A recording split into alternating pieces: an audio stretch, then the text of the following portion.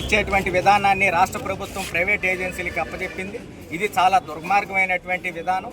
గతంలో ఆర్టీఓ కార్యాలయాల దగ్గర వాహనాలకి ఎఫ్సీలు ఇచ్చేటువంటి పరిస్థితి ఉంది. కానీ దీన్ని రద్దు చేసి పనికి మాలినటువంటి నిబంధనలు పెట్టి ఈరోజు రాష్ట్ర ప్రభుత్వం ఈ విధానాన్ని తీసుకొని రావడం దుర్మార్గం. ఈ ప్రైవేట్ ఏజెన్సీలకు ఇవ్వడం వల్ల ప్రైవేట్ ఏజెన్సీలు జోబీలు నింపడానికి, ఇక్కడ దళారుల వ్యవస్థ ఏర్పడి కార్మికుల జోబీలు కొల్లగొట్టడానికి ఇది ఉపయోగపడతా ఉంది.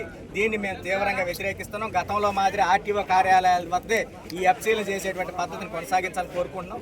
జిల్లా వ్యాప్తంగా ఈరోజు ఉదయగిరి నుంచి కానీ, రాపూర్ నుంచి కానీ, కందుకూరు నుంచి కానీ, ముత్తుకూరు మండలం కప్పుల దరుగు మాత్రమే వచ్చి ఈరోజు ఎఫ్సీ చేయించుకోవాల్సిన పరిస్థితి. గతంలో 4 సెంటర్లో ఎఫ్సీలు జరిగేటువంటిది. ఈ విధానాన్ని పూర్తిగా రద్దు చేసి ప్రైవేట్ ఏజెన్సీల స్వలాభం కోసం రాష్ట్ర ప్రభుత్వం తీసుకొని వస్తూ ఉంది.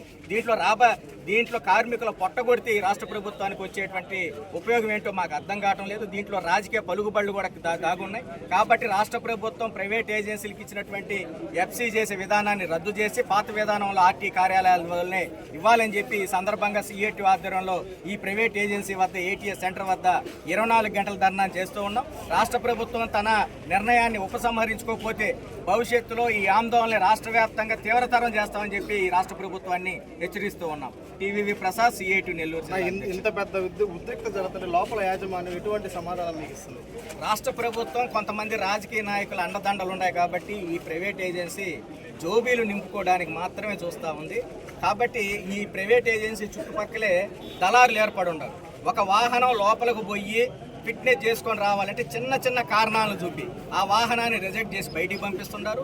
దళారి పోయి ఏదైతే వాహనాన్ని రిజెక్ట్ చేశారో వాళ్ళ దగ్గర పోయి జోబీలు డబ్బులు తీసుకొని 2 సంవత్సరానికి కావాలంటే ఎఫ్సీ కావాలంటే 2,000 రూపాయలు ఇవ్వాలా, 2 సంవత్సరాలకు కావాలంటే 4,000 రూపాయలు ఆ దళారులు జోబీలు నింపితే ఈ ప్రైవేట్ ఏజెన్సీ ఆ దళారులు ఇద్దరు కుమ్మక్కయ్యి వాహనాన్ని రిజెక్ట్ చేసినటువంటి వాహనాన్ని మళ్ళీ అప్రూవల్ చేసి పంపిస్తారు. ఇది ఎంత దుర్మార్గం అంటే దళారుల జోబీలు ఈ ప్రైవేట్ ఏజెన్సీల జోబీలు నింపేదానికే ఈ రాష్ట్ర ప్రభుత్వం ఉంది. ఏదైనా ప్రమాదం జరిగితే ఈ ఎఫ్సీ ఇచ్చినటువంటి ఈ ప్రైవేట్ ఏజెన్సీ మీద ఏమైనా క్రిమినల్ కేసు మీరు నమోదు చేస్తారా? చేయరు కదా. కాబట్టి మేము అడిగేది పాత విధానంలోనే ఆర్టీఓ కార్యాలయాల్లోనే ఈ ఎఫ్సీలు చేసేటువంటి విధానాన్ని కొనసాగించండి. వీళ్ళ జోబీలు నింపడానికి, కార్మికుల పొట్టగొట్టడానికి ఇది ఉపయోగపడుతుంది. ఇంకో దానికి కాదనేది మాకు